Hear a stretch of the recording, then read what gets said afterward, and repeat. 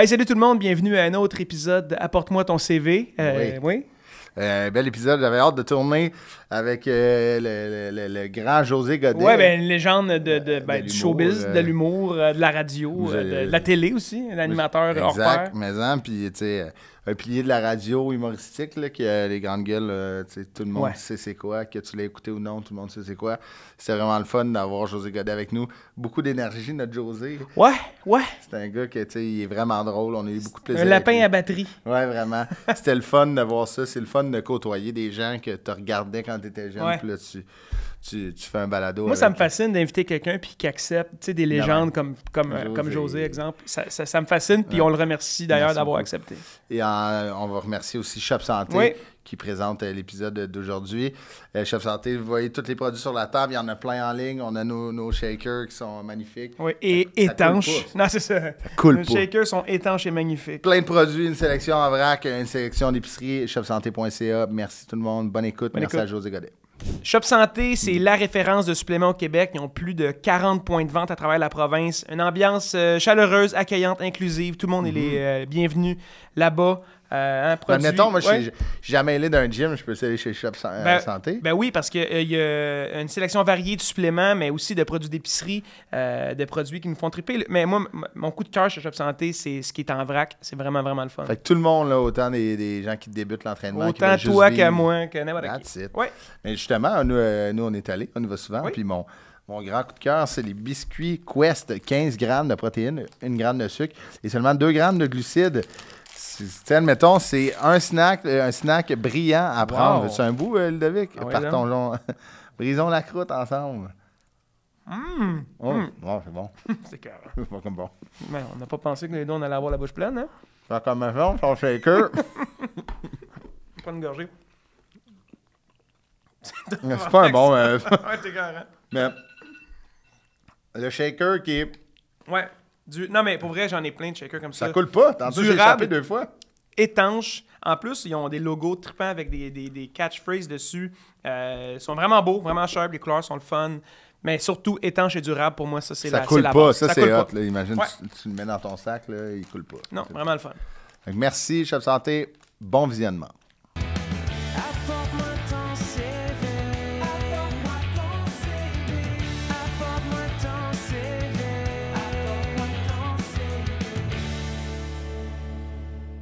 Hey, salut mon Ludovic. Salut Chris, on est déjà essoufflé. Hey, je suis déjà brûlé, on y a parlé 3 minutes. T'as une vie de film.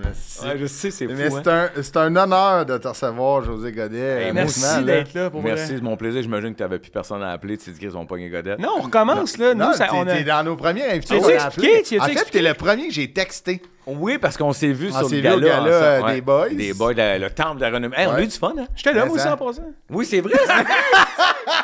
Moi, mais t'es arrivé en surprise. Ça n'a rien donné. Ça rappelle de moi. T'avais culotte aux genoux, les boys. J'avais une toune qui était pas de ton père avec le monde. Pourquoi t'es là?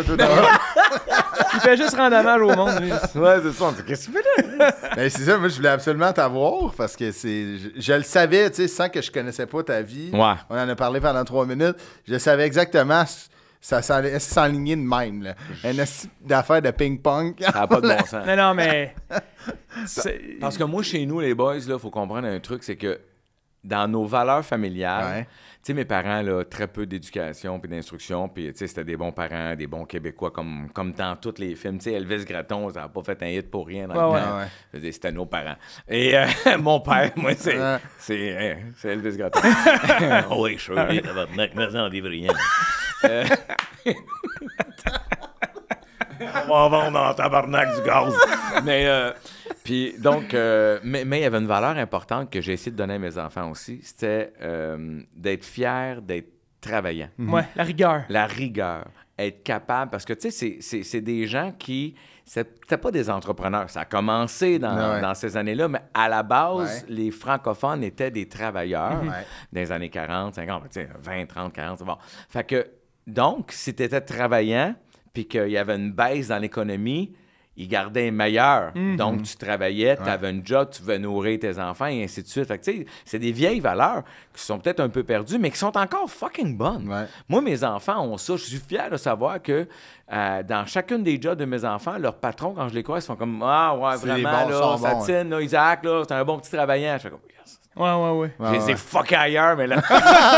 Non, mais c'est vrai que cette valeur-là, elle peut te suivre dans n'importe quel aspect de ta vie, Oui. que ce soit dans un sport, dans une passion, dans le travail. Ah ouais. Ouais, vraiment. Ouais, et quand il punch charbon dans le parking, il se parle tout seul. Ouais, c'est ça. Au Canadian Tire, ça veut dire que... Bon, c'est fucké ailleurs, mais attends, donc c'est ça. Donc, c'est mon parcours de jeunesse. Fait que moi, j'ai commencé bien jeune à travailler. Oui, c'est ça, mais toi, t'es originaire de quelle place, quelle région? De la noune à ma mère. La capitale nationale. La graine à mon père. Non. Hey, c'est vite, gars, je sais pas ça. Alors, Je m'excuse, là. c'est bien correct. Non, mais moi, c'est un peu weird parce que techniquement, je suis venu au monde à Sainte-Clotilde, tout près de Saint-Rémy, pour les gens qui connaissent ce coin-là. C'est 2 villes que je connais pas. C'est dans le coin de Sainte-Catherine, ça. Ouais, tu me nommes encore une autre ville. Ben, si j'ai aucune idée. Rive-Sud, Kanawake. Kanawake, je tu connais. recules à la campagne. Bon, ben, tu sais, mettons, t'as Kanawake, t'as Châteauguay. Saint-Rémy par là, OK, Châteauguay. OK. Châteauguay, je connais. Bon, ben... Ou qu'une salle de spectacle, faut que tu me dises, faut que tu me parles de la salle ouais, de c'est ça, spectacle. toi, c'est combien de billets j'ai vendu? J'ai fait combien de rappels à ce ville-là? Je dis, il y avait combien de groupies qui m'attendaient? Donc, Saint-Rémy n'a pas de salle de spectacle. Mais, donc, je suis venu au monde dans ce patelin-là, parce que j'avais un oncle qui était là, mais ma mère détestait ça, vivre en campagne. Okay. Fait qu'elle nous a ramenés tout de suite sur la banlieue Montréal, Ville-la-Salle, si vous connaissez ça. Ouais. Donc, la salle, ben, l'événement, elle avait grandi là. Mais jeune enfant, je reviens sur la rive sud de Montréal à Saint-Constant avant de refinir mon secondaire à la salle. Fait que j'ai fait du ping-pong entre la salle, la rive sud, la salle, la rive sud, tout jusqu'à l'âge de 25 ans. OK, quand même. Là, Ouais. tu t'es promené. Là. Je me suis promené beaucoup là-dedans. Puis, Ça fait ton école, admettons ton secondaire, dans tous ces changements-là. secondaire, j'étais par chance juste à la salle. Fait que OK. j'ai eu juste une école secondaire. OK. Avec Mario. C'est là que j'ai rencontré Mario Dessier. C'est là que tu as rencontré Mario. C'est là que m'avait bifurqué du mauvais bord. Ah ouais, parce que Ça tu t'en allait allais bien, être médecin. Là. Moi, tabarnak. Moi, là, ici, tu as un spécialiste de la NASA. Moi, j'aurais été astronaute. Mais là, tu as rencontré l'autre. L'autre, t'as cabochon. Ça a fucké tes plans. Puis là, ça a fucké mes plans de fusion nucléaire. Pour devenir imbécile notoire. Ah, imagine comment on aurait été dans la marche si t'étais le premier à mettre le pied sur la lune. Mais tellement. Regarde, j'aurais pas été le premier, mais je comprends ce que tu veux dire. Premier Canadien. Oui. Mais t'en marde. Je dis, pas tant. Ouais, je comprends. Je dis, voir si la lune n'attend pas un petit joke de pète. C'est ça. Là, vous me craquez tous les deux, moi, être désagréable tout le long de C'est parfait. Fait que t'as fait ton secondaire, t'as rencontré. T'étais quel genre d'élève, mettons, José Godet? Enfant, j'étais timide. Je sais que ça a l'air weird aujourd'hui quand je dis ça, les gens toujours pas. Jeune, là, mettons, là, première année, deuxième année, troisième année, j'étais doux, j'étais timide. Ça s'est développé dans ce timing-là au primaire, commence à faire rire mes parents, les amis, tatati, tatata. Et rendu début secondaire, j'ai une gang de chums que je vois encore d'ailleurs. Ah ouais? Ça, je suis vraiment fier de dire ça. Ouais. Moi, là, mes meilleurs chums du secondaire, donc Mario, évidemment, que je vois encore, mais Steve, Eric, Pierre, Sylvain, tous des chums que je vois pas autant. Mais comme là, cet été, on est parti à Nestibas, tout le monde a des spiders. On se voit, on fait une ride de spider, mais c'était un prétexte pour aller souper. Ouais, c'est ça. Fait que là, quand c'était un jeudi, les filles chialent un peu. Mais là, je me dis, jeudi, on se met. Mais juste de revoir tes chums du secondaire, c'est malade, man. Tu pars vers 3h30, 4h, tu roules dans les rangs de campagne, tu vas super à Venise, en Québec ou whatever où. Puis là, ben, tu peux juste te dire des niaiseries comme dans le temps. Ouais. C'est malade comme une comme gang si de gars. le temps, il passe pas, hein. On n'a pas vieilli. Ouais. On se ramasse, on chie dessus, on est Peu cabotin. importe le statut c'est de fou. quiconque. Non, Tu sais, ça change Ça change rien. pas, c'est magnifique. Ça, je suis vraiment... Je trouve que c'est un beau cadeau d'envie de pouvoir être... Nous, on est chums depuis Ouais, 14, depuis- 15 ans. ça fait 18 ans. Ouais, genre. Mais regarde comment c'est beau, vous pouvez faire des trucs ensemble. Tout. Moi, je trouve que c'est un beau cadeau. C'est notre là. souper à Québec en Venise, nous, faire ce podcast-là. C'est là qu'on se Ouais, voit. on a Mais des- c'est on un a prétexte de se voir. Ben Ben oui. ouais, on a C'est dit écœurant. une salade de couscous, là, mais tu sais, Ouais, ouais. Ouais, regarde. puis je suis venu à la bosse. Ouais. loin ça. Non, mais peut-être, gars, dans 20 Un moment ans. donné, tu as un job, tout ça va y aller. Spider. Dans 20 Juste ans. la crise de Spider. Je gagne un Olivier, je le pound. T'es Fait que t'étais quand même timide. Là, ça s'est développé, j'imagine, de rencontrer Mario, de se faire un chum que tu peux déconner de même. Puis l'impro, puis même... Mais tu sais, on met beaucoup sur Mario, mais il faut savoir que, mettons, le premier noyau, avant Mario, là, Steve, m'a le nommé comme il faut, Steve Leclerc et Éric Dupont, là, ces deux caves-là, qui sont encore des chums proches, eux autres aussi, puis avec nous trois. Un an avant de rencontrer Mario, je suis avec ces deux-là, mais c'est déjà cave. Ouais. On est déjà pas vivable. On est déjà les tannants. On veut faire de l'impro, on veut faire des shows. Parce que ça commence là, l'impro secondaire. Oui, exactement. Puis c'est fort à la TV à ce moment-là. C'est une autre époque aussi. Fait que, on n'avait pas 800 000 postes. Fait que quand ils mettaient de l'impro, on faisait... Mais tout cet aspect-là, les spectacles d'école... évidemment, avec Mario, on va se démarquer rapidement. C'est-à-dire que l'union de Mario et moi sur une scène... ça marche. Ça marche. Ouais, vos univers. Si je le vois aller, il est là. Tu sais, je veux dire, Mario, si on était au hockey pour parler en hockey, je veux dire, quand il part avec la rondelle, je vais me placer à la bonne place pour qu'il me fasse la passe. Tu le connais, là, demain. Je le connais, puis lui avec, puis c'est vice-versa. Tu le vois aller, je le vois partir dans un délai, je me dis, lui, il va reculer, là. Fait que je vais attendre la passe en arrière, puis je vais crisser ça dans le net.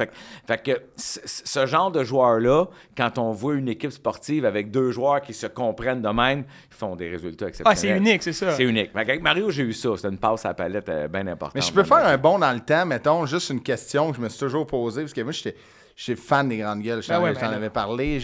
Moi, j'ai capoté. J'étais allé vous voir en spectacle. Toi, vous puis Louis-José Hood, c'est les premiers shows qui a fait un déclic dans ma tête que j'ai fait. OK, ça se peut. Ouais. Non, mais même pas. J'étais comme, si, ça se peut. OK, que deux gars, un gars ait du fun, tu sais. Moi, là, tu confirmes un peu ce que je pensais, mais là, tu le vois partir en délai. Là, vous êtes aux grandes gueules, là, vous êtes à la radio. Lui, il a son personnage, mettons, qui part dans le tir rouge. Puis il passe un délai. Toi, t'es pas dans un personnage. Fait que toi, tu sais où il va, mais tu peux le corner en disant quelque chose que là, ça devait être... Mais c'est tellement un luxe, mais ça! Le succès des grandes gueules, c'est plus ça. Quand tu veux analyser comme il faut, parce qu'ils l'ont fait, là, ils nous ont fait analyser à un moment donné par des firmes en se disant, Chris, qu'est-ce qui se passe? Comment ça se fait qu'on a le show le plus gros au Canada si on joue à Montréal? C'était câble de même. Qu'est-ce qui se passe? C'est que il y a deux choses. Il y a toujours une saine compétition entre Mario et moi. C'est-à-dire que Mario a toujours été meilleur que moi, moi j'ai toujours été meilleur que lui.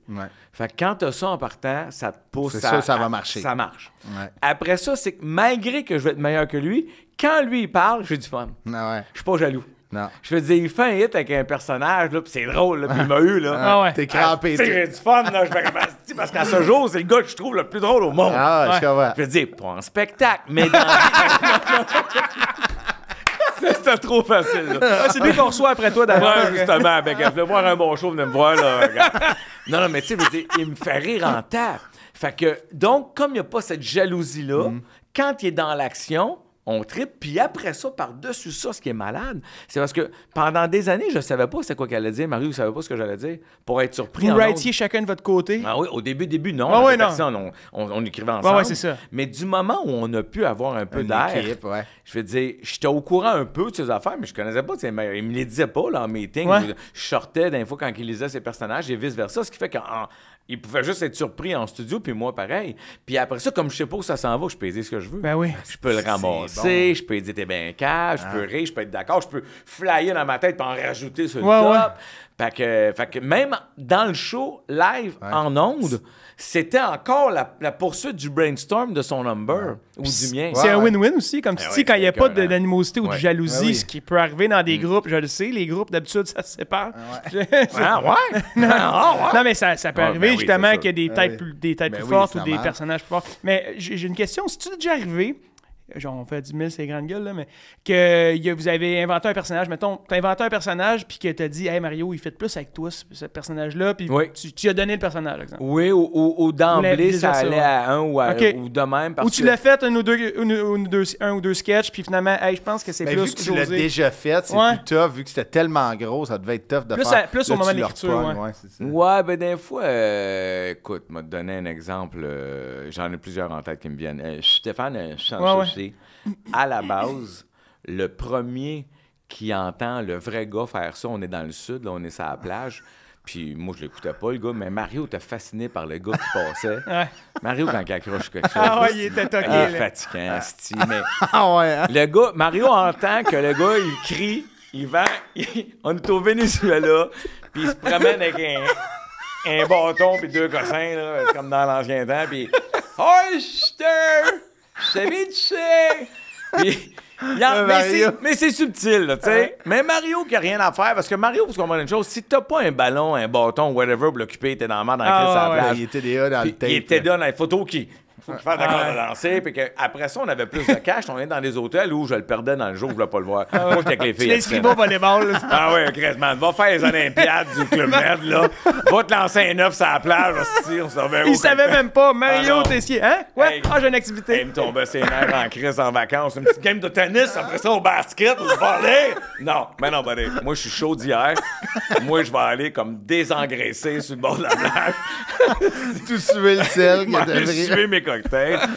Mais t'as un bon team. Pareil, c'est le mur. Ouais. C'est correct, là, je le recroisais, là, tout trempé à la vette. Est-ce que c'était en faire un petit peu de corps à danser? Tabarnak, man. On est dans le sud, là. Il sortait de l'armée, puis tout. Il coûte bien chaud, se battait avec des arbres. Il était pas vivant. Donc... Là, il entend ce gars-là. Il entend ce gars-là, mais l'affaire, c'est que finalement, c'est moi qui ai fait le personnage. Puis on s'est mal fait les deux, mais... Mario avait plus de difficultés à parler en chifflant. Moi, avec ma gueule tout croche, c'était facile. Fait que j'en ai hérité, mais c'est moi qui ai inventé la vie. On n'avait pas de vie. Moi, j'ai juste pris mon cousin Sylvain, qui était pas puceau, sauf que il était chanceux de découvrir Lisanne puis d'avoir un enfant, parce que s'il n'y avait pas cette femme-là dans sa vie, il était puceau jusqu'à l'âge de 60 ans. Parce qu'il y avait tout... Tu sais, je suis allé, il bégayait un peu. Il bégaye encore, Chris, salut Sly. Mais, tu sais, il y avait un petit coup, Coniche, salut, puis tout le monde de bonne humeur, puis Coniche, la vie est belle, puis on est poussé, puis tu sais, tu dis, il arrive à rien. Tu sais, je veux dire, moi, je trouve que la folie de ce personnage-là, c'est quand il s'était inventé une blonde imaginaire parce qu'il fourrait pas, puis la blonde imaginaire était laide. Ça, pour moi, là, on avait touché Dieu, là, tu sais, je veux dire, Asti, la Chris, elle a un œil de vite, Asti, puis il manque une jambe, puis... Là, vous, je me souviens, vous avez essayé... Mario, il a essayé de te faire dire qu'elle n'existait pas. Ouais. Puis là, tu voulais pas... Non, Asti, c'est ça, oui, bon, tu sais, fait que tu dis... Tu sais, bon, j'ai hérité du personnage, mais techniquement, c'est Mario le premier à l'avoir entendu. Un autre exemple très, très fort, là, c'est, ben, voyons donc, personne n'avait vu ça, mais tu sais, moi, quand j'étais avec Véronique Cloutier dans le temps, son père... Je l'imitais. J'avais juste changé le nom parce que je voulais pas... Monsieur Quintal! Fait que c'était les mimiques de... M'a faire la carrière! Tu sais, moi, je faisais Monsieur Quintal, puis il voulait toujours... C'était Pierre Pagé dans ce temps-là, puis hey, j'ai un beau contrat pour toi, tu vas faire la tournée des centres d'achat, puis bon, tu vas être un clown, puis t'as toujours des jobs de marde. Mais tu sais, c'était beaucoup inspiré des Cloutier. Fait que... bon, c'est mes dames en cadeau, puis tu sais, cette affaire-là. Mais moi, j'ai arrêté de le faire à un moment donné, parce qu'on est arrivé au bout de ça. Tu sais, quand tu changes d'animateur, d'un fois, tu es obligé de changer les personnages, ça ne fait pas avec. Là, c'est Richard qui est arrivé. Exactement. Richard est arrivé, Quintal fitait plus ou moins avec lui. Mais quelques années plus tard, après avoir eu des soupers et des rencontres, Mario décide de refaire le personnage. Ah, ben, Chris. Père à Véro. Puis il le fait pour vrai, mais c'est exactement le personnage que j'avais fait pendant 4-5 ans. Puis Mario a repris en mettant le vrai nom. Puis là, le monde avait une vraie face. Puis là, il s'est mis à mettre les vrais noms de tout le monde. Puis ça a fait... C'était devenu fou. Il a donné un autre souffle. Il a donné un autre souffle. Fait que dans l'histoire des grands gars, il est arrivé des personnages de même latents qui s'essoufflaient un peu. Que tu peux ramasser en donnant une autre vie. Tu changes l'angle de quelques centimètres, puis c'est plus le même. Parce qu'il y en avait que c'était indéniable. Tu sais, comme on en a parlé, Robert, c'est ça. C'est mon père. C'est ton père. En fait, ça a commencé au début. Chris Evans, c'est fort. Le personnage a changé de voix. Parce qu'au début, Robert, salut, c'est Robert, mon gars Daniel est de Chevaux. Puis ça, c'était vraiment le père de mon ami Daniel, que son père, il m'appelait, tu sais, il faisait 4 ans qu'on se voyait plus, puis il m'appelait encore de temps en temps, puis je dis, mon gars est de Chevaux. Non, mon gars est de Chevaux. J'y parle plus à Daniel, tu sais. Fait que ça m'avait inspiré de se partir avec ça, mais de fait, j'avais manqué un peu de gaz. À la fin, il était troc. Mais c'était mon père. Raciste, c'est bon. Allez, crotté. Allez, crotté. Comment t'as moi, tu cigarette, un peu chaud d'air, tout le temps, que des idées arrêtées. Fait que, tu sais, il a gardé le même nom, mais Clairvoyante, pareil. Tu sais, quand t'as commencé, Clairvoyante, c'était José Lito Michaud. Ah, OK, ouais. Ben ouais, moi, c'était notre agent du début, puis là, je voulais pas le faire lui trop. Fait que j'étais parti. Ben, d'après ça, écoute, elle a pris, c'est comme si, tu sais, certains ont des évolutions claires dans le temps. Là, et d'autres, pas du tout. Ouais, c'est-à-dire que d'autres, leur force, c'est d'être exactement ce qu'ils étaient déjà. Genre Enrique, genre. Et je l'ai nommé Enrique. L'important, c'est d'être sensible, de m'aimer moi, de m'aimer dans la maman, être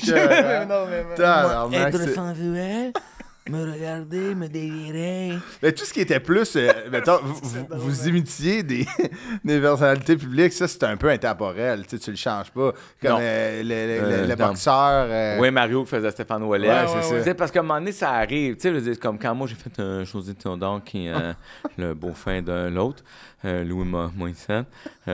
José était fâché de ça. Ah ouais? J'ai jamais aimé mon imitation.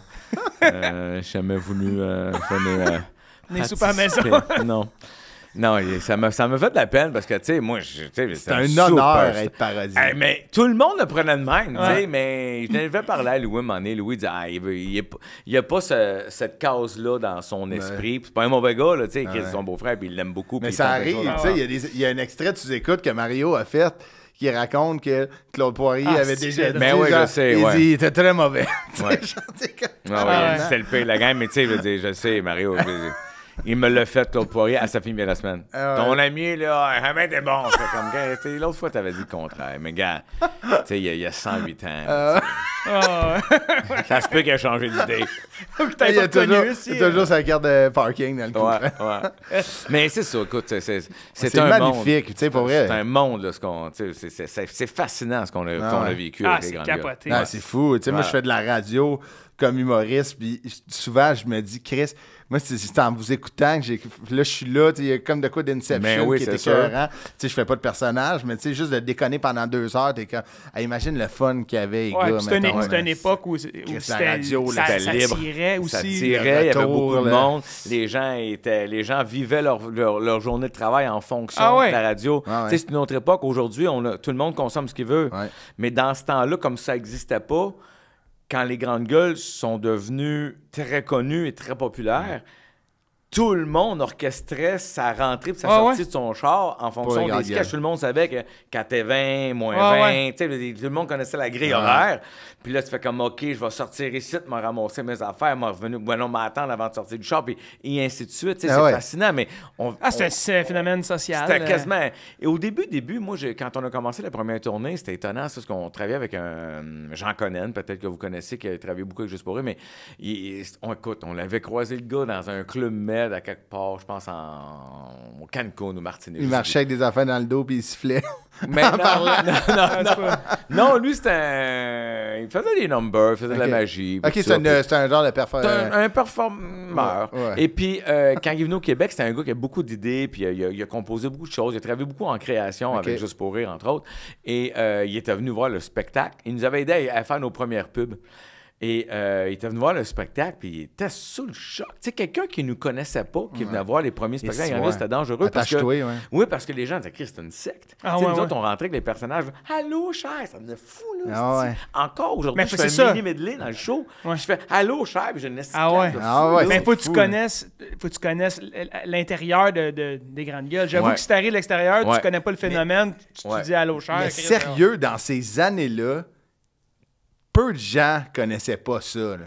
Ben, t'as des il y en a. Il y en avait, comme aujourd'hui, pas dans le char, mettons. Oui, mais tu sais, comme aujourd'hui, un gros hit, il y en a qui le connaissent parce que ça peut devenir viral, ces réseaux, mais dans un temps que la radio était à son pic, tu sais, genre... je connaissais pas beaucoup de monde dans mon entourage qui connaissait pas les grandes gueules ou un personnage. Que t'aimais ou pas. Tu sais, dans le savais c'était quoi. Ce qui devient fou à un moment donné, ce qui devient fou à un moment donné, c'est que c'est intéressant quand tu réussis à être connu même aux gens qui t'aiment pas. Exact. Et c'est ça, c'est un conseil que j'avais entendu plus jeune de quelqu'un d'influent dans le show business qui disait justement ceci. Quand tu commences, il y a juste les gens qui t'aiment qui te suivent. Quand tu défonces toutes les vitrines, puis que tu deviens que tout le monde parle de toi dans leur vitrine respective à cause de ton succès. En bien ou en mal, là. Tu défonces ta propre vitrine, tu es underground, tu deviens très populaire, tu es connu. Là, tout le monde va se donner le droit de donner son mot. Et c'est là que les gens qui t'aiment pas vont se manifester. Ils se manifestent jamais en début de carrière parce que tu n'as que ceux qui t'aiment. Mais en même temps, ça fait partie de la rançon de la gloire. Ça fait partie du processus. C'est pire aujourd'hui, c'est décuplé parce qu'aujourd'hui, il y a une gang de malades mentales, border, co-sanguins, qui se font un malin plaisir à suivre tout ce qu'ils peuvent juste pour venir jeter du venin. Puis c'est des gens qui, à la base, sont tristes, puis ils sont malades peut-être. Parce que, tu sais, tu dis, comment tu peux... écoute, l'autre fois, moi, je fais un post avec la gang de Spider, puis je n'ai pas répondu tant que ça, mais ça m'a juste fait rire que quelqu'un vienne chier sur « c'est même pas une vraie moto. Moi, si j'ai 2 roues, puis moi, dans une courbe, je colle mieux que toi, puis mon permis a été plus long à faire que le tien. » Je fais « Man, t'es border mongol ou quoi, là? » Je veux dire, non, mais c'est t'es déficient ou quoi? Je veux dire, c'est comme si sur un lac... T'es arrivé en kayak à côté d'un gars en chaloupe en disant « Si t'es cave, t'as 2 rangs que moi, j'ai une baguette, t'es cave! » C'est juste 2 moyens différents de se promener. Tu devrais voir la communauté du kayak, là. Ils sont accotants. Non, mais je me disais qu'à quel point tu peux être épais, je m'en Ah non, c'est fou, raide. Je te demande pas d'aimer le Spider, je m'en torche. J'ai une gang de chums, on trouve ça le fun. Moi, là, la moto... C'est un prétexte pour sortir, vous aimez ça, Chris? Vous avez du fun, puis moi, la moto, je me sens pas sécure là-dessus. Je me suis fait mal, j'ai un accident, puis là, j'arrive sur un Spider, j'étais même pas sûr d'aimer ça. Chris, j'aime ça, qu'est-ce que je te dis? C'est juste vivre ta vie. C'est malade, man. Tu t'en vas, ton casque, c'est ton manteau, je fais des signes au gars à côté. Je suis heureux, man. Est-ce que tu dis allô moto? Ben oui. Ouais. Parce que... Mais les motos, ils disent pas allô Spider. C'est pas vrai, ça. Non. C'est plus vrai. Non? Moi, non. j'ai fait de la moto une couple d'années. Tu les disais pas, toi, dans Moi, ce je le temps-là? faisais, mais je connaissais pas les étiquettes. Un peu comme la première fois, j'ai un chum qui avait un Jeep, tout le monde le saluait. J'étais comme, c'est quoi ça? Le monde te connaît, ça? Ouais, les Jeeps sont ben là, lui, je sais pas, il saluait le monde, mais les Jeeps, ils saluent, ça va. Ouais, les Corvettes aussi. Ah ouais, les Corvettes aussi. Puis les motos. Moi, j'avais une moto. Puis les Spiders passaient, je les saluais. Puis ils étaient comme... Ils me saluaient, tu sais. Mais c'est de moins en moins ça. Tu sais, moi, je fais des trucs avec la gang de Can-Am en ce moment. Puis j'ai des réunions, puis ça. Puis j'ai vu des choses. Puis quand ça a commencé, tu as eu ceux qui ont fait « Wow! » Tu as eu ceux qui ont fait « Ben là, ça n'a pas de bon sens. » Tu sais, quand Porsche est arrivé en 97 avec la Boxster, la 718, la petite Porsche, là, les maniaques de 911 là, ont tous fait ben non, c'est de la merde. Pourtant, aujourd'hui, c'est un char exceptionnel. Ça a sauvé Porsche à ce moment-là. Ça a amené une nouvelle clientèle de gens qui trouvaient ça intéressant. Le prix était plus intéressant, plus abordable, mais c'était une balade incroyable. Encore aujourd'hui, n'importe qui connaît un peu la voiture va te dire, s'il a choisi une Boxster, une 718 maintenant, si tu as choisi ça, c'est pas toujours une question de budget. Des fois, c'est parce que tu as le goût d'être dans une voiture plus basse. Tu sais, un Roadster, c'est parce que tu peux, ça a un feeling, le moteur est central, c'est quelque chose complètement différent à conduire. C'est pas une 911, une 911, c'est extraordinaire, c'est légendaire. Mais c'est juste différent. Fait que là, maintenant, il y a beaucoup de gens de moto que, même dans leur couple, c'est-à-dire que la blonde a fait comme, moi, je suis plus capable, mais je prendrais un Spider. Il y a beaucoup de femmes qui ont des petits Spiders parce qu'ils trouvent ça facile à conduire. Puis c'est vrai que tu dois te sentir plus en sécurité. Moi, c'est la raison que j'ai vendu. Moi, je ferais jamais de moto, mais peut-être du Spider. Le freinage, man, le freinage. Là, juste le freinage, là. Premièrement, moi, mon fils a une moto, là. J'aime pas ça le dire, mais il y a une moto. Puis j'aurais aimé mieux qu'il n'y en ait pas, mais il a 23 ans à un moment donné, là. Mais quand on se promène ensemble, il est en avant. Parce que si je me mets en avant puis je freine, il peut me rentrer dedans. Comme, mettons, comme les motosports avec des Roadsters ou des ben, parce que ça freine en temps. Tu comprends-tu? Il faut que tu t'organises. Si tu es un Spider, tu vas essayer de protéger tes chums en moto et ainsi de suite. Puis là, il y a de plus en plus de groupes mélangés. Il y a une communauté de gens qui ont ouvert leur esprit. Il va toujours rester déborné. Mais ça, c'est du monde qui ont rien à faire. Dites allô à tout le monde. Là. Ben là, moi, quand je vois un gars sur le push, j'ai envoyé un thumbs up. Non, mais on se promène sur la route, puis on a un casque et des vêtements de protection. On est proche en crise, là. Moi, ça me rentre pas dans la tête. Moi non plus. Mais avant, là, d'avoir... fallait pas faire mon CV. C'est ça, j'allais faire un lien. Avant d'avoir un Spider, là, puis tout, là... Un lien. Faites une coupe de job que tu vas pas te payer un Spider, là. Non. Mais on a juste le temps des livres, finalement. Parce que là, ça commence... Ça revole, là. Moi, ça y va, man. On dirait un peu le CV de Robert. Ton personnage, c'est craqué. Robert aurait abandonné une coupe de place avant. Moi, il est fait. Mais ça a commencé dans ton sous-sol. Ouais. Le début, là, la première responsabilité que tu t'es fait donner. Si on enlève le gazon dans le cours, déblaye les marches. Parce que moi, mon père... il disait 2 mots? Il était... 2 mots de la shop. Mon père avait oublié les verbes. Ah ouais? Gazon dans le cours. TQ, gazon, cours. Neige, marche. La porte, les mouches, tu sais. J'adore que le gazon et la cour soient pas à la même place. Gazon, cour. Non, mais il nous donnait des ordres. Fait que ce temps-là, ces jobs-là qui sont non rémunérés. Nous autres, on fallait travailler jeune chez nous. C'était bien correct. Quand je pense à mes enfants qui ont 21, 23 et qui sont allergiques au lave-vaisselle. Moi, d'ailleurs, je pense que mon magasin de meubles, il m'a fourré solide. Sérieux. J'ai acheté un lave-vaisselle il n'y a pas longtemps, puis je pense qu'ils se sont trompés, puis ils m'ont vendu un coffre-fort parce qu'il n'y a pas un des 2 enfants qui est capable de l'ouvrir. Oui, c'est ça. Ça prend la clé puis le code. Sacrément. C'était un lave-vaisselle intelligent, reconnaît juste ma main. Il était à Fort Boyard. C'était un code, c'était un temps. Bon, donc, la première vraie job, j'étais à Saint-Constant, dans le sous-sol. Mon père est distributeur à ce moment-là de peanuts, Crispy Kernel. Et il y a un entrepôt dans le sous-sol. Et là, j'ai des mandats. Okay. J'ai des mandats de gérer les caisses. Évidemment, je suis subtil, fait que c'est pas moi qui reçois, mais tu sais, ça rentre, il rentrait ça par un carreau de fenêtre, là, avec un t'avais... rouleau, on avait plein de tablettes en bas. Fait que ça, c'était un peu cool avec les chums, parce que quand l'entrepôt était un peu vide, il faisait un esti de beau labyrinthe. C'était un parcours, là, tu sais, comme d'arbre en arbre, mais c'était de peanut en peanut.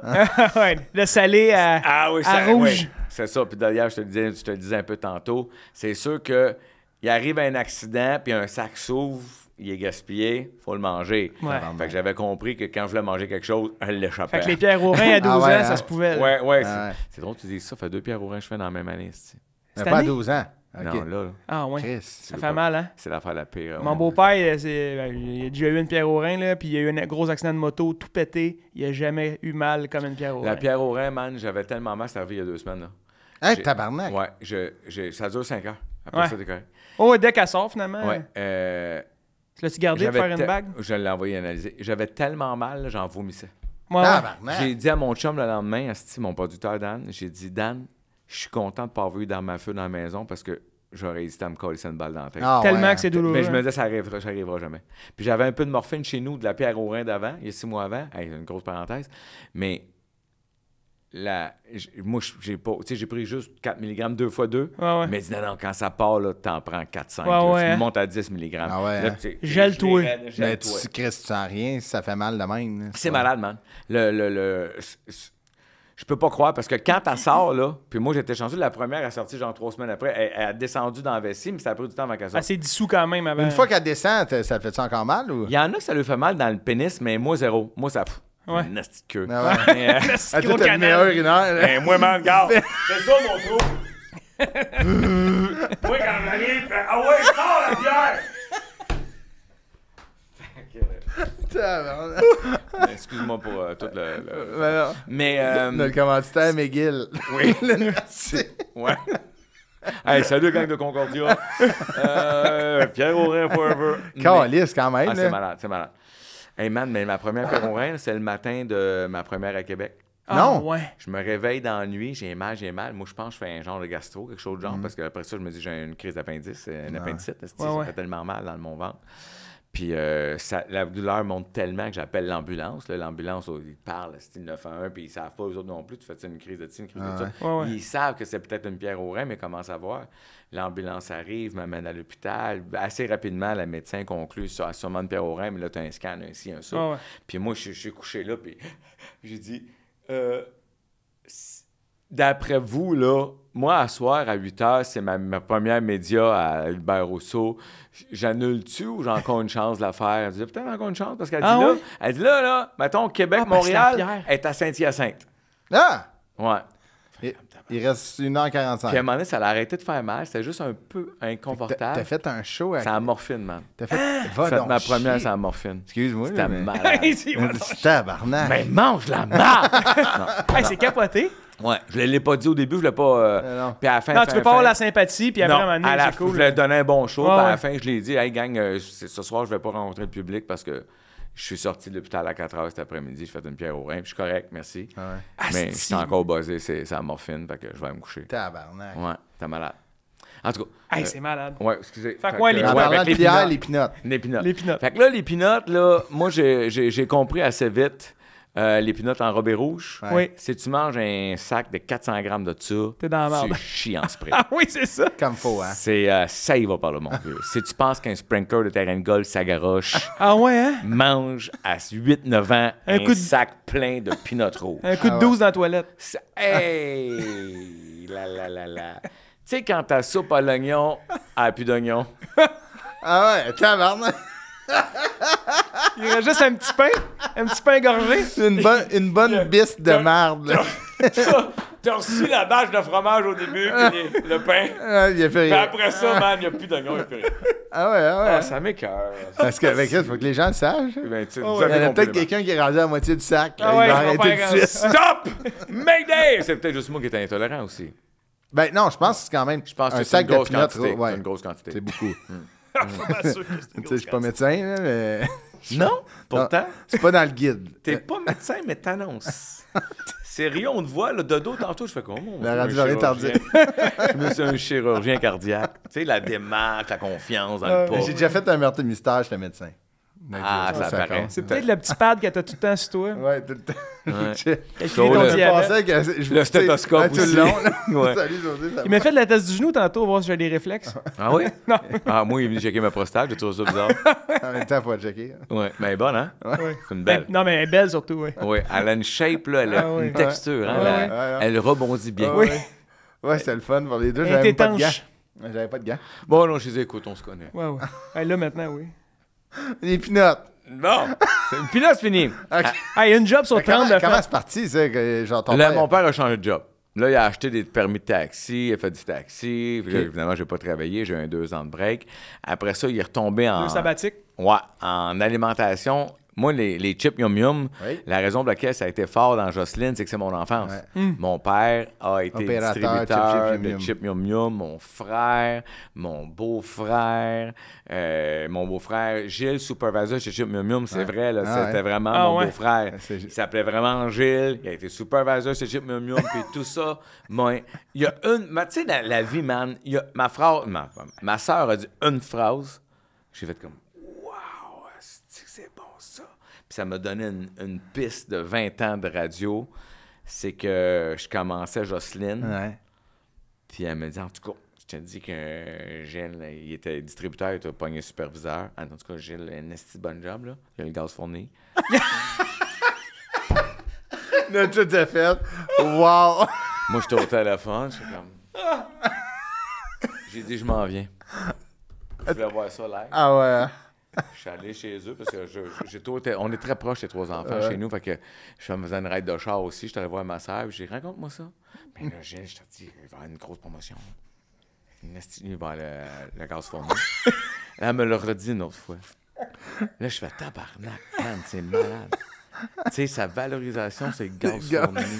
Tout à fait. OK, là, j'ai une piste. Mais non, mais parce que ça te donne le degré de réflexion de quelqu'un. Ah ouais. Tu comprends? Non, ça représente plein de monde. Mais plein de monde. Puis plein de monde. Tu te dis là... La façon qu'elle dit, comme si c'était genre un secret. C'est un secret. Ah ouais. C'est comme là, tu réalises-tu, tabarnak? Tu sais, c'est pas genre...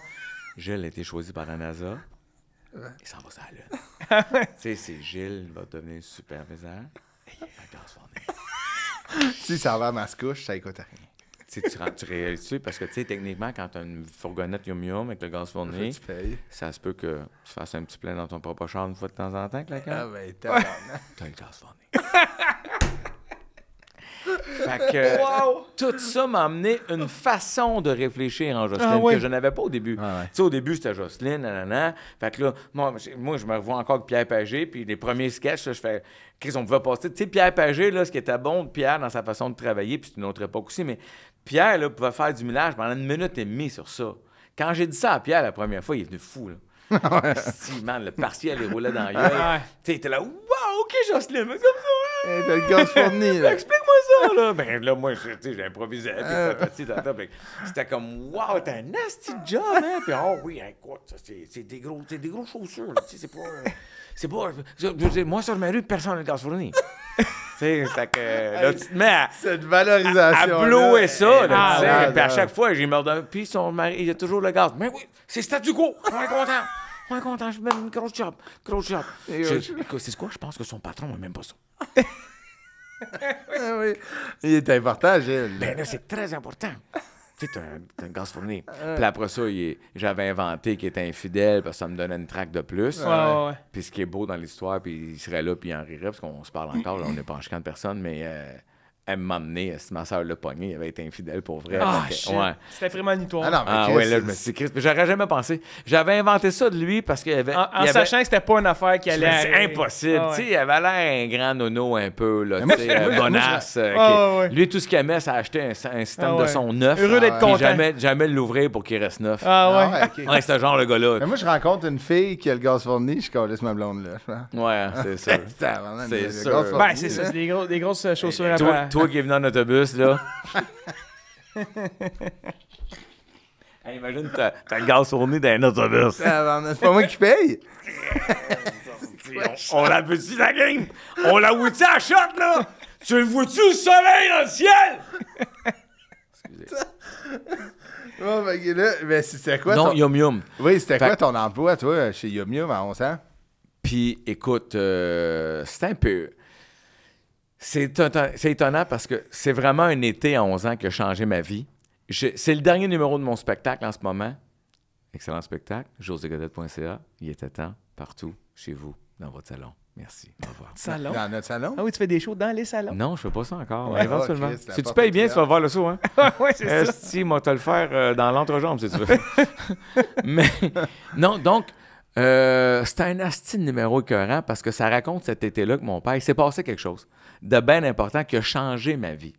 Mais à la base, quand même, tu sais, je dis le début du numéro, mais c'est vrai parce que moi, à 11 ans, pendant que tous mes amis, à chaque après-midi, allaient se baigner chez mon autre ami Alain qui avait une soeur qui a commencé à avoir des petits totons. Moi, j'allais travailler 5 jours semaine avec mon père, fait que j'avais pas de fun. Là, tu peux pas aller te baigner. J'allais livrer des chips, fait que tous mes amis savaient nager puis bander, puis pas moi. Là, moi, je pouvais étiqueter des chips. Là. Fait que là, toi, tu faisais ça, t'étais son helper. Tout l'été, 12$ par semaine. 12$ par semaine. Puis je gérais l'entrepôt aussi, parce que là, dans l'autre garage où on restait, parce que m'a emmené mon père pour me donner une promotion, parce que j'ai essayé de quitter le travail. Il a refusé ma démission 3 fois. Faut dire que t'as quand même 11 ans, là. Il a refusé ta démission. Ah ouais, j'ai vraiment essayé, là. Moi, je voulais aller au parc avec les chums puis tout ça. Tu sais, je chiale bien de ça, mais tu sais, ça allait de rien parce que, évidemment, il me faisait fourrer, là, 12$ par semaine, là. Je veux dire, on s'entend, une chaleur minimum, t'as 3,25$, que Chris. Ouais. Il me faisait fourrer solide. Puis à un moment donné, j'ai eu une promotion. Dans le milieu de l'été, mon père a dit « Je te nomme président de l'entrepôt ». C'était des gros titres, mais j'ai jamais eu d'augmentation salariale. Ah ouais? J'avais juste une charge de plus, puis un titre. Fait que, mais t'avais $0 de plus. Fait que quand mon père se promenait d'un client, puis il niaisait avec ça, toute la gang disait « Ben là, mon gars a une promotion, il est rendu président de l'entrepôt, fait que tous les gars riaient de moi. » Mais tu sais, c'était plaisant aussi, là, tu sais. Mais il s'est passé quelque chose d'important cet été-là qui a changé ma vie. Ça, je le nomme pas ici. Mais c'était formateur, pareil, quand tu penses à ça. Puis, sais-tu quoi? La fin de semaine, là, ou le soir, mettons, là, on partait avec nos vélos, là, puis on allait aux arcades, là. Pendant que mes chums, ils regardaient avec 50 cents, là, moi, mon vieux, là, je t'offre au bain 6$ de 25 cents. Comme tu sais, à la fin de l'été, là, je m'étais acheté une veste Lacoste, là, tu sais. J'étais le président, j'étais président d'une compagnie, j'étais président d'un entrepôt. T'avais-tu tes cartes d'affaires, tout? Non. Non. T'es pas en mode. Il a refusé 3 fois.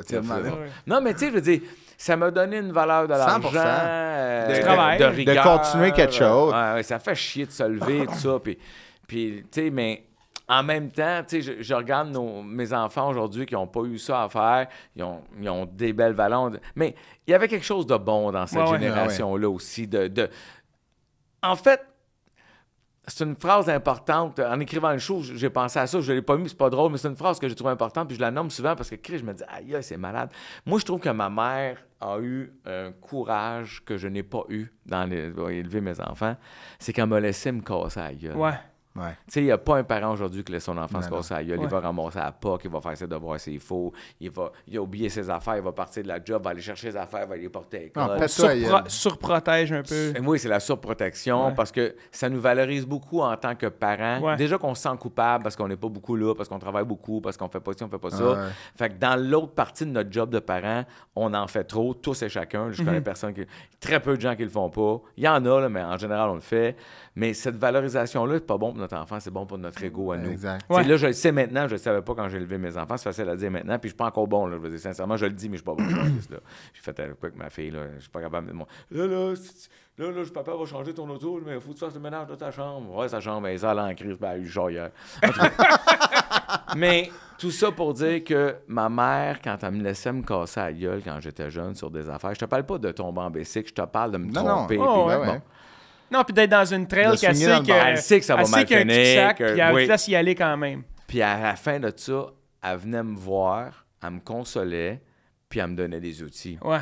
Puis j'en avais ramassé des outils en mon allant. Ben oui. Aujourd'hui, ce qu'on réalise pas, c'est quand on vient gérer pour notre enfant qui a de la misère à ouvrir une banane, puis on fait comme on est pressé, on va y ouvrir. Chris, il va être rendu à quel âge avant qu'il soit capable d'ouvrir une banane? T'as tellement raison. Non, ben oui, 100%. C'est malade ce qu'on fait. Des notes. Non, mais c'est vrai. Sais, mais moi, ma nièce... Je trouve ça vraiment, vraiment vrai, ce que tu dis. Ma nièce, là, à Noël, là, c'est weird. Les gens qui ont les jeunes d'aujourd'hui qui ont des enfants de début vingtaine, c'est pas si pire. Mais ceux qui ont fin vingtaine, début trentaine, c'est les pires angoissés. Les parents, tu parles? Oui, parce que souvent, ils n'ont juste un. Comme là, moi, ma nièce, son chum avait déjà des enfants, mais c'est son premier bébé. Chanel est une mère exceptionnelle. Elle a une belle petite poupoune. Tout est parfait, là. Mais la surprotection, j'en ai beaucoup parlé avec elle. Puis je la voyais aller, puis ça me faisait peur. J'ai dit, si tu aimes ta fille, là, comme tu l'aimes, comme tu me dis que tu l'aimes, donne-lui des outils. Ouais. Arrête de tout faire pour elle. Arrête de... Puis le 21 décembre, ma sœur m'annonce que ma nièce ne viendra pas chez nous le 24. Le 24, c'est chez nous, familial.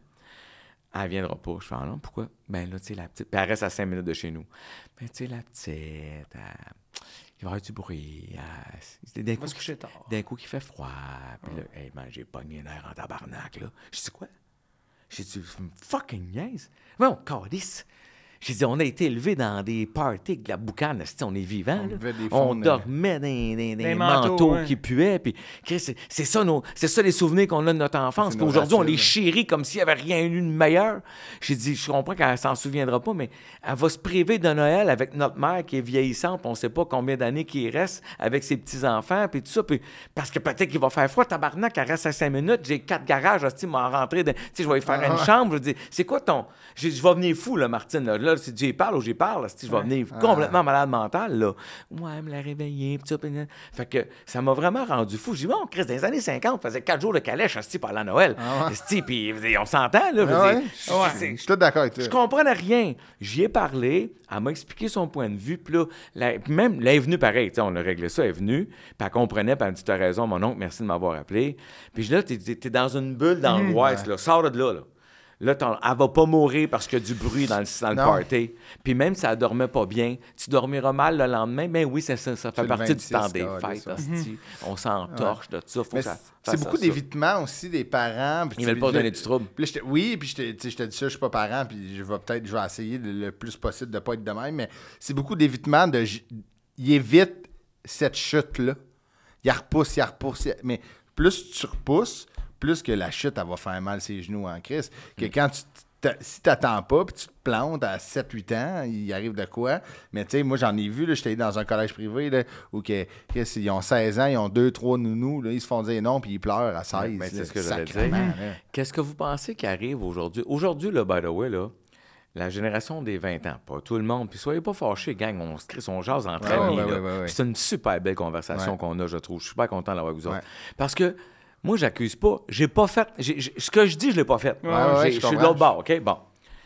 C'est un autre numéro que je trouve le fun dans mon show. Mais, je l'ai réalisé au moins. Mais, quand tu es obligé d'apprendre dans la vingtaine que quelqu'un va te dire non, puis que ça va pas se passer comme toi tu voulais parce que tu n'es pas le centre de l'univers. Je sais que depuis que tu es au monde, tes parents t'ont fait à croire que tu étais la personne la plus importante. T'es le noyau de la terre. T'es tellement différent des autres, t'es tellement beau, t'es tellement bien, t'es tellement écœurant, t'es génial. Bon. Mais à un moment donné, la réalité va te frapper d'en face. À ta job, là, tu ne seras peut-être pas la meilleure ou le meilleur, puis le plus beau ou la plus belle, puis peut-être que la job que tu vas avoir faite, tu vas peut-être trompé cette journée, puis c'est de la merde. Puis là, ton boss, il ne peut pas te le dire parce qu'il te le dit, tu vas avoir de la peine, tu vas longtemps à le job. Puis là, tes parents, bien, ils ont des sous à cette heure, ils vont te protéger. Tu sais, c'est un cercle vicieux. Fait que c'est pour ça qu'aujourd'hui, plusieurs jeunes, pas tout le monde, mais dont les miens, cassent à 22 ans sur un asti de niaiserie. Tu te dis, t'es anéanti là. Mais si tu t'étais cassé le nez un peu à 11, 12 ans, 13 ans, 14 ans, rendu là, tu ferais comme bon. Pas une bonne journée, on va me ressaisir. Mais là, ça fait des enfants qui ont de l'anxiété, décider ça. C'est sûr que d'un autre côté, cette génération-là ont de très belles valeurs de compréhension, d'ouverture. On est tous d'accord avec ça, de pleine conscience, de s'écouter. De changer des concepts qui étaient... Sauf que dans s'écouter, les gens ont oublié de ne pas être égoïstes. S'écouter et être plein de marde, c'est deux affaires complètement Mon petit m'avait dit une affaire qui était incroyable. Il avait dit souvent, là, mettons... Il avait dit « Sors de mon bureau! » Il a fait, premièrement, tu vas arrêter de m'appeler à la nuit. Ouais. Premièrement, parce que là, je commence à aimer ça. Puis il m'avait dit, souvent, les blessures que votre génération pense que ça nécessite un plâtre, si tu prends un step back, c'est juste un plaster. Ben oui. Puis d'immobiliser quelque chose, puis de mettre ça dans la glace, dans le plâtre longtemps, puis tu sais que c'est brisé, là. Prends un step back, là, désinfecte, là, mets un plaster dans 2 jours, tu peux retomber dessus. Une tape sur les fesses, puis on continue à jouer dehors. Mais nous autres, on a été élevés de même. Tu sais, nous autres, là, moi, tu sais, je veux dire, c'est niaiseux, mais tu sais, moi, jeune, là, je tombais en bas d'un arbre, mes parents venaient même pas me consoler. Ils me rappelaient que c'était de ma faute. Ben là, t'as grimpé d'un arbre, tu t'attendais à quoi, Calice?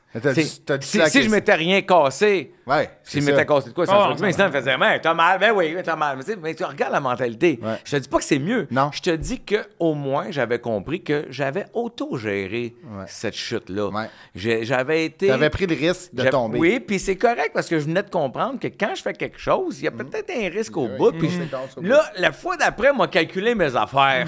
Parce que ça m'a fait mal. Tu sais, j'ai appris quelque chose. Ben là, si t'as rien de ça dans ton enfance, puis je donne l'exemple de l'arbre, qui, on s'entend, c'est une métaphore, là, Chris, tu peux appliquer ça à n'importe quoi que tu as appris par toi-même, que ce soit émotionnel, physique ou whatever. Mais ces briques-là que tu construis, j'entendais un psy l'autre fois sur quelque part sur Internet, mais je trouvais ça intéressant, sur l'enfant qui a oublié ses devoirs. Le parent qui lâche sa job, qui va chercher le devoir pour pas que son enfant soit triste à l'école, puis tout ça, il vient d'y faire une crise de gaffe, le parent. Parce que le parent, c'est valorisé de dire, regardez-vous comment je suis bon, moi? Moi, là, je peux quitter mon emploi pour aller sauver mon enfant qui est en détresse. Qu'est-ce qu'il va se dire, lui, admettant? Mais l'enfant, lui, là, il voit ça. Il a appris quoi, lui? Il va chez moi, lui. Tu travailles pas, tu viens me porter mes affaires. Tu travailles pour moi. Moi, quand j'ai besoin de quelque chose, fait quand il va être sa job plus tard, à 22, 23 ans, 24 ans, 25 ans, puis il va arriver quelque chose, c'est pas à son goût, il va s'effondrer.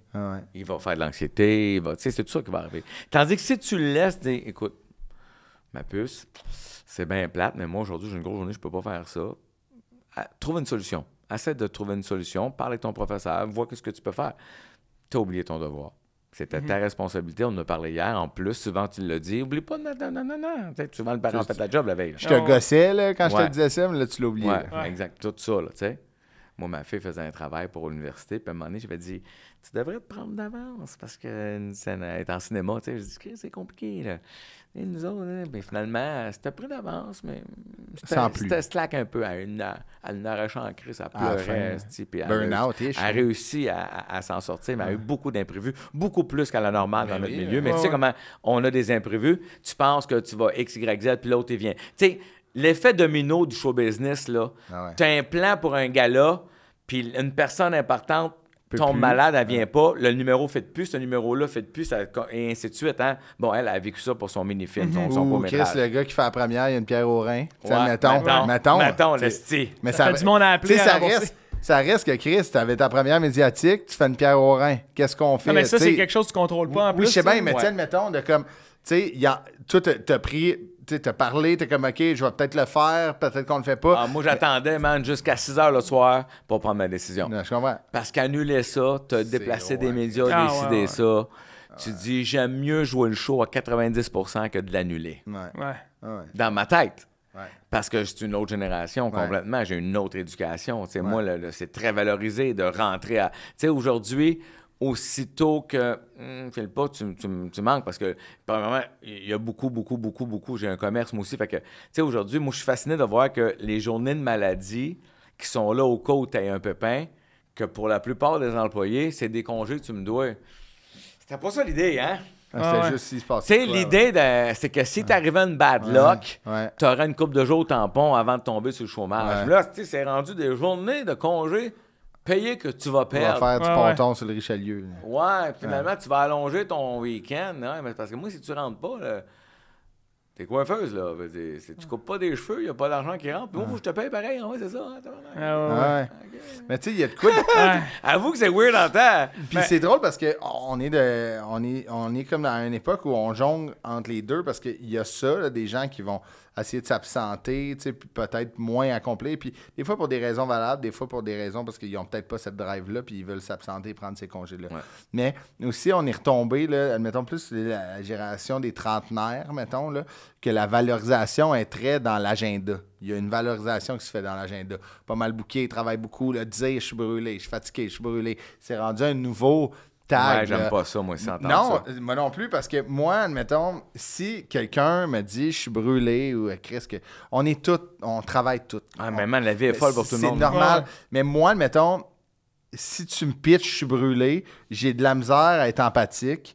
Versus que si je te vois aller, puis je te vois à toi et fois, puis tu es tout le temps enjoué, puis tu m'en parles pas. Puis là, de manière, je vois que ton comportement change, je vais bien plus prendre le temps de faire « Hey Ludo, ça va-tu? Hey man, je suis fatigué à la maison. » Mais que de lancer, projeter que tu es brûlé, c'est comme une valorisation de l'agenda de faire comme « OK, mais... » Regardez comment je travaille fort, moi. Ouais. Tu sais, asti que je suis valorisé. C'est une nouvelle mode en ce moment. Calice. Je suis brûlé. Là. Parce qu'après ça, le burn-out est valorisé. Il n'est pas valorisé, c'est pas vrai ce que je veux dire. Là, si je me reviens de l'avoir dit, mais c'est-à-dire qu'on a tous, de façon humaine, accepté et compris que quelqu'un peut casser, peut tomber au combat. Absolument. Et c'est pas gênant aujourd'hui, c'est quelque chose de tout à fait normal. Ouais. Sauf qu'il faut pas que ça devienne un objectif non plus. Non, exact. Tu comprends la nuance? Justement, on est plus sensibilisé à ça, on devrait être plus sensible à avant. Parce que c'est comme entretenir ta voiture au lieu d'attendre qu'elle casse. Parce que quand tu casses, la réparer, c'est compliqué. L'entretenir, c'est facile. Classique, ton corps, c'est pareil. C'est un grand classique. C'est un cercle vicieux que ça. Puis, t'as la valorisation du temps qui est très importante, je trouve, aujourd'hui. C'est sûr que moi, rendu à mon âge, c'est plus simple, puis je fais des choix, puis la vie m'a organisé pour que je puisse avoir un scénario où je peux choisir ce que... Moi, dans ma tête, là, quand je fais des affaires que j'aime, je travaille pas. Fait que si tu viens pas me dire que je travaille, ça me ment tabarnak. Mario me faisait ça, je me rendais fou. On travaillait en tas. Nous autres, on a des semaines de 75, 80, 90 heures. C'était fou. Dans le pic, on faisait des shows, la radio, la télé. Ça roulait. C'était malade. Puis là, des fois, Mario me disait « Ah, j'ai bien l'ouvrage. » J'étais là « Asti, pourquoi tu le dis? Ferme ta gueule. Asti, je le savais pas. J'étais dans le plaisir. Là. Moi, là, tu vois comme des tâches après. Là, tu me mets ça, là, puis là, je vois tout ce que j'ai accompli, puis je manque de gaz. Parce que Mario est un être humain qui a énormément d'énergie. J'ai jamais vu ça. C'est un cheval de course. Mario, c'est un talon. Personne ne peut battre ça. Là, c'est soit 40 ans de psy ou une balle dans le nuque. Tu le traites comme un chat malade. Là. Ouais. En tout cas, fait que c'était beaucoup d'énergie pour moi de composer avec ça. D'autant plus qu'on n'a pas la même façon d'arriver à nos fins, Mario et moi. Oui, je comprends. Mario, j'ai souvent expliqué, je vais vite parce que c'est intéressant, mais Mario doit être dans l'action pour se sentir valorisé dans la vie. C'est-à-dire que, mettons qu'on ne sait pas trop ce qu'on va faire, mais on sait qu'il faut qu'on fasse de quoi. Il peut commencer à construire un cabanon dans le cour en apprenant le lendemain que finalement, c'était une carriole qu'on avait besoin. Puis il va comme arracher le cabanon, va faire une carriole. Puis mais il va travailler. Il sera jamais en esti d'avoir perdu une journée et demie à faire un cabanon. Moi, si on a commencé d'avance à faire un cabanon puis que j'apprends que c'est une carriole, ça va me mettre en temps. Je fais, asti, on aurait pu s'organiser, on aurait sauvé ce temps-là, puis j'aurais fait d'autres choses avec. J'ai d'autres passions dans la vie, moi. Ne serait-ce que de prendre du temps pour moi, aller faire une balade de taux, me baigner, jaser avec ma blonde, marcher, faire du vélo, n'importe quoi, câlisse. Tu sais, fait que cette façon de faire-là, donc Mario n'était jamais en désavantage, lui, parce qu'il s'en fout. Dans le temps qu'il court. Tant qu'il court, il y a de bonne humeur. C'est un hamster. C'est un hamster dans une roulette. c'est fascinant. Est-ce que je vous ai brûlé le cerveau, maman? Zéro. Ouais. Moi, mon hamster, il est couché à terre sur le dos avec les 4 pattes en l'air. C'est comme... Je trouve ça vraiment... mais là, toi, t'as des jeunes enfants, puis tout, c'est tough. Non. Ben non, ça va bien, là. Ouais. C'est quand même tough, non? Suicide qu'on pleure ou... J'essaie de te faire dire que c'est tough. Vas-y. Non. Non, mais oui, c'est difficile. Mais c'est difficile. Moi, je trouve ce qui est difficile, c'est la gestion du temps. Puis t'essaies de te pitcher partout, là, tu sais, quand là, c'est comme le pic du travail, c'est le pic de la famille, c'est le pic des amis, c'est le pic de la liberté financière qui commence. Mais là, tu deviens pitché partout. Puis moi, je trouve que je deviens moyen dans tous les aspects de ma vie. Tu comprends? Wow. Mais ça, c'est ce que, admettons... Ben, c'est ma perception à moi. Je sais que je suis pas à 100% dans une affaire. Mais c'est normal. Ben oui, je pense que c'est normal. Là, mais... C'est normal. Mais T'as quel âge, là? 32. Les deux, on a 32. Ouais, c'est ça, le début trentaine. Mais tu sais... C'est une belle décennie, les gars, pour vrai. Là. Ben oui, elle est fun. C'est une belle décennie parce que t'as encore assez de gaz. Ouais. T'es pas loin de l'énergie de ta vingtaine. Je vois pas comment que j'en ai des amis, parents qui ont à la garderie, exemple, qui sont dans la cinquantaine, là, qui ont des jeunes enfants, là, puis je suis comme, moi, je serais pas comment grave. ils font. Je sais pas. Ben, moi, les gars de mon âge qui se repartent une nouvelle famille avec une plus jeune, là, je vais mais ce que j'ai vécu sont brûlés aussi, là, mais pour plein de différentes raisons. Là, mais j'avoue que la trentaine, t'as encore du gaz. Je suis capable de me coucher tard, mais tôt. C'est une bonne décennie pour ça. Mais chaque décennie a ses avantages. C'est clair. Puis avec le recul, évidemment, que ce que je vous dis là, même si tu me dis, OK, il faut le vivre. Il y a des choses que tu peux pas expliquer autre que le vivre. Non, c'est sûr. Parce que quand tu pognes, mettons, 2 secondes, tu pognes la cinquantaine, ce qui est chiant, c'est que dans ma tête, j'ai encore 17, c'est mon dos qui l'a pu. Mais c'est ça, c'est ce que tu projettes aussi, José, tu sais. Je veux pas ton dos, là. T'avais de la bain drette tantôt, là, mais en même temps. Mais c'est ça. Je trouve que toi puis Mario, surtout toi, mettons, t'es un enfant encore. Comment tu parles? Tu me parles, tu sais, ta fille, ta nièce, nanana, tu sais, comme là, tu sais, t'es rendu avec des gens à ta charge, tu sais, comme... Mais je suis comme, tu sais, comme... On dirait que de la façon que tu parles du livreur de chips versus là, parce que c'est le même gars. Ah oui. Mais ça, tu l'as ou tu l'as pas, je pense. Là, c'est une belle qualité, ça. Je me trouve chanceux, là, tu sais, je suis de nature joyeux. T'es content d'être là. T'es content d'être content. Oui, je suis participatif. Il y a des gens qui m'aiment pas pour ça, parce qu'ils disent, rien, c'est votre bonne humeur, c'est parce que... Mais mange la merde. Mais moi, j'embrasse la vie d'avoir eu ce don-là. Le don d'être à la base de bonne humeur. Tu sais, je suis quelqu'un d'assez... J'aime que l'ambiance soit bonne. J'aime que les gens avec qui je suis... Tu sais, mettons sur un plateau de tournage ou n'importe quoi, dans un show, moi, je suis quelqu'un... Évidemment, je prends beaucoup de place, je parle fort, puis je dis des niaiseries. Mais j'ai toujours fait très attention à m'assurer que si je prends de la place, que je vais renvoyer la lumière à tout ça alentour pour que tout le monde ait son moment, puis que les gens... bénéficie de ma drive pour qu'on chaîne tout le monde ensemble. C'est sûr, ça l'a aidé des gens qui en avaient moins. Ça, tu sais, tu comprends? Moi, j'ai fait Ça finit bien la semaine une fois, puis aujourd'hui. Regarde. C'est grâce à José. Paf! T'es plein. Hey, Chris, toi, t'es plein de drive. Mais avant qu'on... Je trouve que ça a été vraiment une discussion incroyable, mais avant qu'on se quitte, mettons, là, il y a une affaire sur ton CV que je veux absolument parler. On l'a quasiment pas parlé. Mais en même temps, apporte-moi ton CV, c'est aussi le cheminement humain. Ben oui, c'est un cheminement humain, exact. C'est le fun, on sait t'es qui, on sait par où t'as passé, mais tout ça fait que t'es José Godet aujourd'hui, puis moi, ça me... Non, mais même le cheminement, tu sais, les valeurs, les valeurs de la rigueur, les valeurs avec tes enfants, avec ta nièce, c'est... mon CV émotionnel aussi. Non, mais carrément. Qui est pas mal plus important que... T'as plus de CV, de job à remettre dans la vie. Non.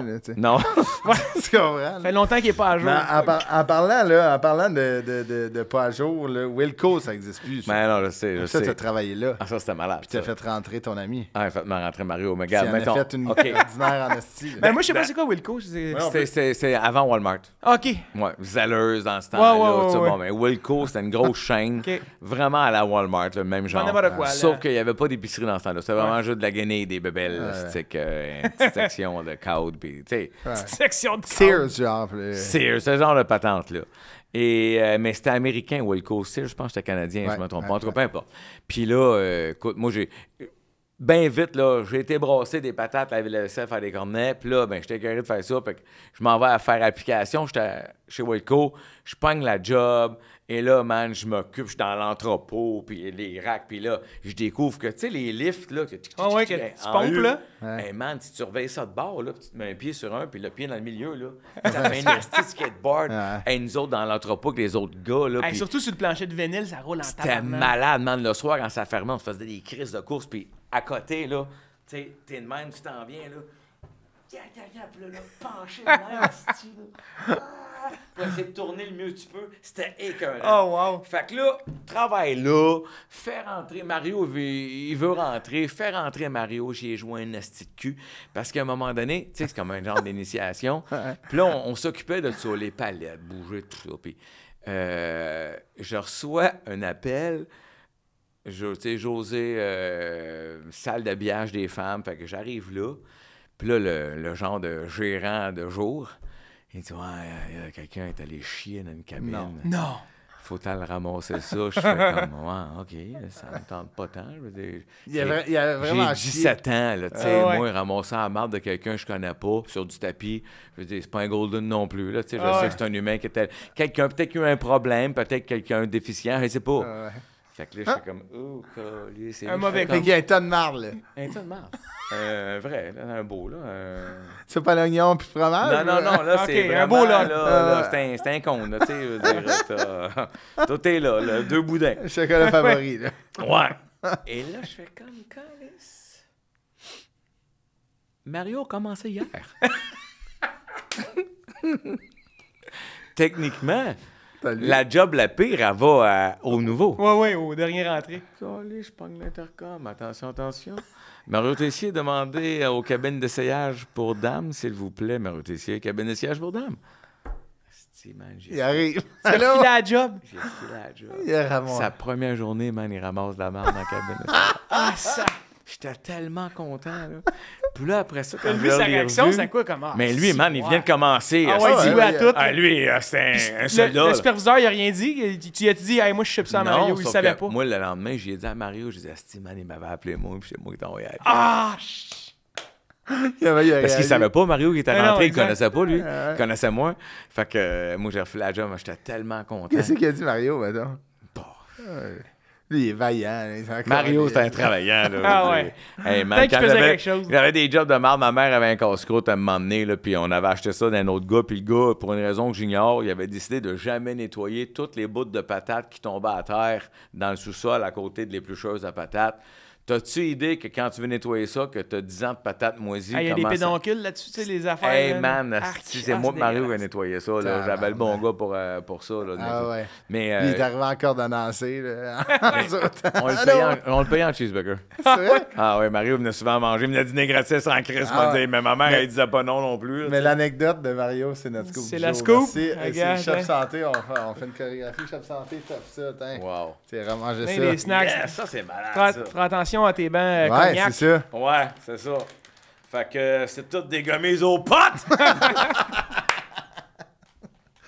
Mais ça me fascine pareil que, tu sais, genre, on l'a sauté, on a parlé vite, là, mais tu sais, t'as casse-croûte que ta mère travaillait. Tu sais, on a parlé de ton père, il t'a nommé directeur de l'entrepôt, mais t'as eu comme la même passe-passe dans cette casse-croûte-là. Tu t'es fait nommer important, mais ça valait à rien d'autre. Mais le P, sais-tu quoi?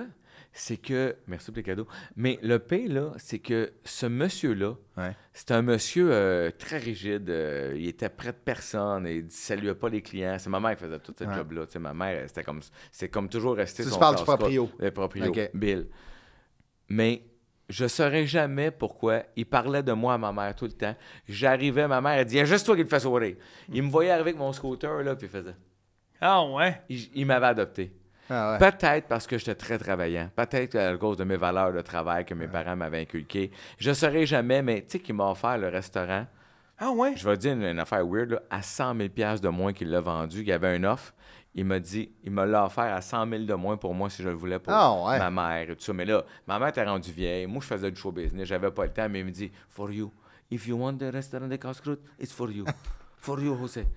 Elle dit, ma mère, elle dit, je sais pas pourquoi il... sais, je veux dire, je travaillais plus pour lui, là. Puis j'allais une fois par mois nettoyer sa machine à crème glacée parce que personne ne l'avait appris. Puis j'y allais pareil. Puis là, ben, il me donnait 20$. C'était beaucoup dans le temps, là. Il me donnait 20$. Il dit, le gaz, le scooter, 90 cents de gaz. Ton gaz dans ton scooter. Tu sais, après me dire, t'avais le gaz fourni.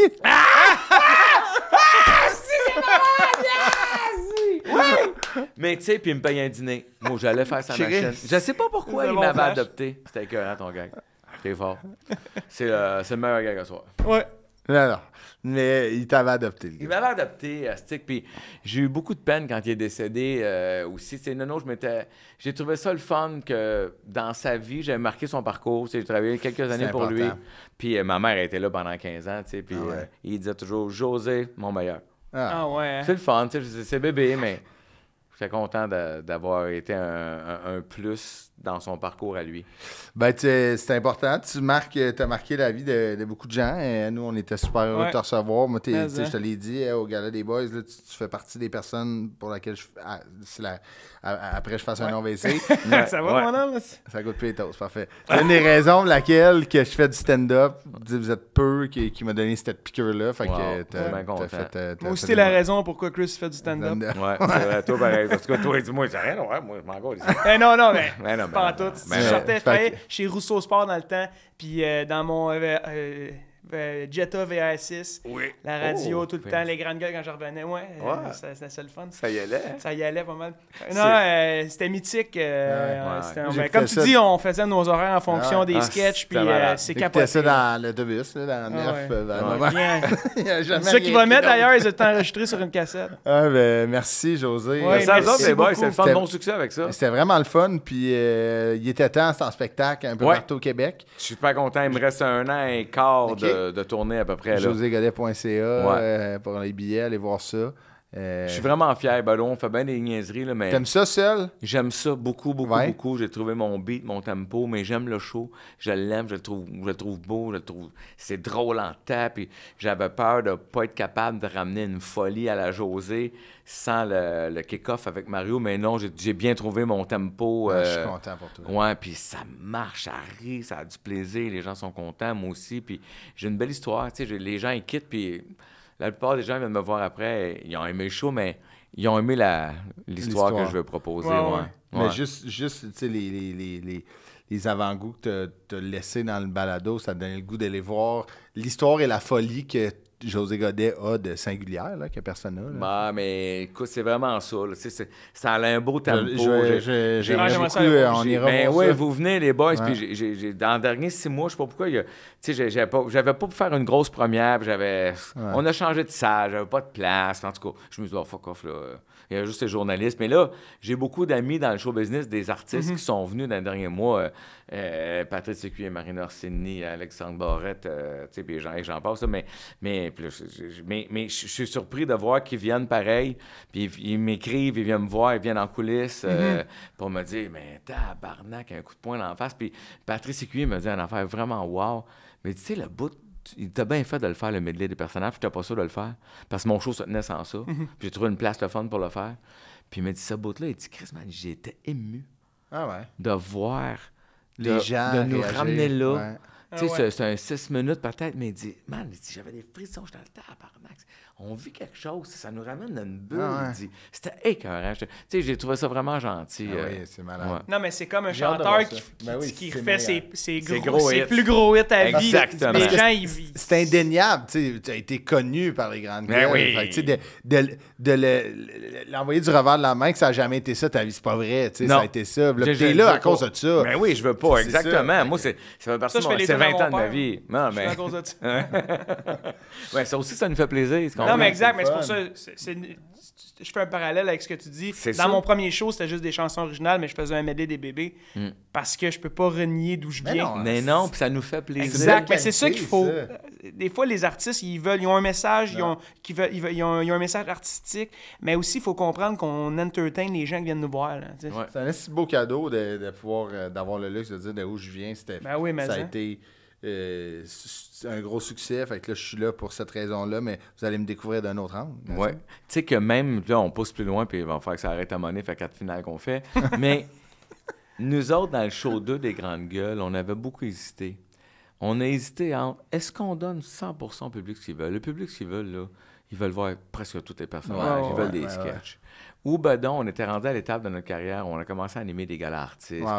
Fait que tu dis, est-ce qu'on fait ce qu'on veut, nous? On fait ce qu'on veut, nous, puis on monte autre chose, puis on a fait un numéro très élégant de Dean Martin, Jerry Lewis, qui étaient nos idoles de jeunesse, où on dansait en même temps qu'eux sur un écran. Puis c'était un assez beau numéro qu'on a travaillé, je sais pas, une centaine d'heures dessus.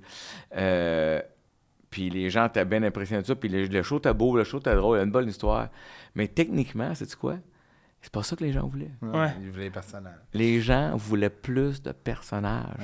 Fait que, avec le recul, avec beaucoup d'humilité, est-ce qu'on sait un peu... Dans le premier show, c'était pas notre cas, parce que là, on arrivait, puis c'était autre chose, là, puis c'était 3 heures, le premier show. Dans le deuxième show, ça prend beaucoup d'humilité pour le dire, mais je pense que même si le show était très bon, il y avait des crises de bonnes affaires dedans, on a tiré un petit peu à côté de la cible. Je comprends. C'est beau à dire, ça. Il faut le reconnaître. Ça prend beaucoup d'humilité. C'est sûr qu'avoir fait juste des personnages me serait fait ramasser par les critiques. Mais j'aurais dû m'en colisser. Parce que les critiques, ils ne payent même pas leurs billets. C'est eux qui achètent les billets. C'est eux qui... C'est le soir après soir, les portes sont fermées, c'est plein. C'est ça, tu sais. Fait que tu dis, j'ai voulu plaire à l'industrie, mais dans le fond, j'avais juste à plaire au public qui voulait voir ça. Puis, je dis pas que c'était une erreur. Non. Je dis... C'est facile c'est un constat. C'est un constat. Tu dis, puis on s'en était parlé avec Mario et les Dion. Les Dion faisaient la mise en scène là-dessus. On en avait jasé. On fait quoi? On va-tu juste là? Puis en même temps, c'est quoi la bonne nouvelle là-dedans? C'est que ça nous laisse le privilège d'un jour le faire. Ouais. Tu sais, dans le fond, quand tu regardes ça, des fois, il n'y a rien qui arrive pour rien. Tu dis, t'imagines-tu? Tu dis, si un jour me réveille à m'emmener avec Mario, puis qu'on dit, hey, ça s'organise, là, dans 2 ans et demi, moi, je vais avoir fini mes affaires, toi avec. Tu payes un hostie de time. Fais 100 shows sur 2 ans, là, on ne viendra pas fou. Là. C'est 100 shows. Attends pas d'autres shows. Ça va être ça. Puis tu dis, mais là, m'a donné exactement ce que tu veux. Ça ne sera que ça. Ça serait une assez belle histoire, mais en plus, tu as dit, m'a me réveiller avec Mario, fait que là, c'était un autre scoop. non, mais pas dans ce sens-là, mais se réveiller en se disant, hey, buddy, on fait ça. Ah oui, mais avec Mario, on s'est toujours dit, Chris, ça veut pas dire, ça se peut que ça arrive un jour. Je te dis pas que c'est d'un plan, mais on s'est souvent dit. Ça, là, ça me donne des frissons de penser que. Chris, peut-être à un moment donné, on se ferait un beau cadeau, on fera ça. Mais pas juste pour vous autres à la base. Oui, à la base, c'était très égoïste ce que je te dis. Les centaines de milliers de personnes vont voir ça. C'est très égoïste, mais tu dis, peut-être qu'un jour on pourrait dire. Ça, c'est un autre scoop. Ça serait malade. C'est un gros scoop. Mais là, ça, 10 minutes d'avance parce qu'on va se mettre dans le fil des salles tout de suite parce que sinon, on n'aura pas de place. Ouais, c'est ça. Je pourrais pas faire de première. C'est sûr qu'annoncer ça. Mais non, ça serait gigantesque. 10 minutes d'avance, je veux sortir une première. Ça serait cool que ça soit avant vous autres. Ouais, c'est ça. Hey, José Godet, merci beaucoup. C'était malade. Merci. Merci. Merci à Chef Santé, merci à tout le monde. Merci, Ludo, bravo. C'était écœurant.